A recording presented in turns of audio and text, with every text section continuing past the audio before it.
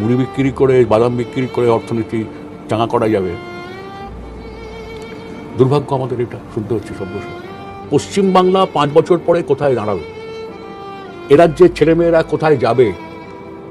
রাজ্যে পড়াশুনো করছে, ইনফোসিস উইপ্রো এলো না, তার মানেটা কি? ছেলেমেয়েগুলো একটু ভালো লেখাপড়া শিখেছে, কম্পিউটারটা জানে, ইংরেজি জানে, তারা কোথায়? তাদেরকে আবার ছুটতে হবে বাঙ্গালোরে। পশ্চিমবাংলায় যদি কলকারখানা না হয়, ছেলেমেয়েরা যারা এখন কলেজে পড়ছে, ইঞ্জিনিয়ারিং কলেজে পড়ছে, অল্প লেখাপড়া জানে, ভালো লেখাপড়া জানে, তাদের ভবিষ্যৎটা কি? মিথ্যে কথা জোর দিয়ে বলো, বারবার বলো, বারবার বললে, মিথ্যে কথা জোর দিয়ে বললে কিছু মানুষ বিশ্বাস করে বসতে। এসব পুরনো জিনিস ইতিহাস ঘেটে পাওয়া যায়।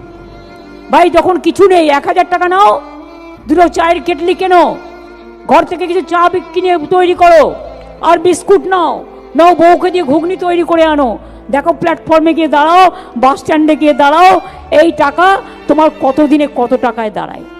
কোনো কাজ ছোট নয়, সব কাজই বড়।